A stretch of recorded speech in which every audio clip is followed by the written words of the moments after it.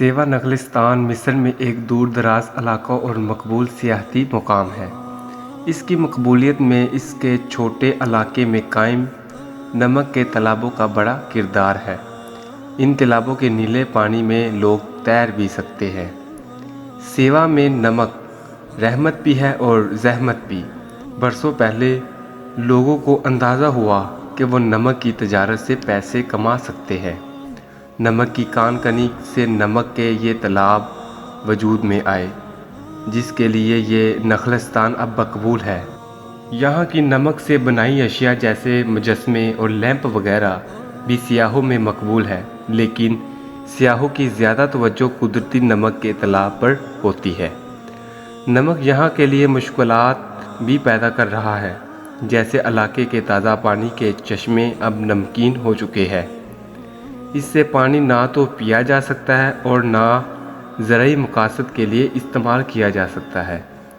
اس کا مطلب ہے کہ علاقے میں زیتون اور کھجور وغیرہ ہی کاشت ہو سکتی ہے۔ اس کے علاوہ سیوا کے علاقے کا تمام پانی اتنا زیادہ نمکین ہو چکا ہے کہ اس میں کسی طرح کی سمندری حیات کا زندہ رہنا ناممکن ہے۔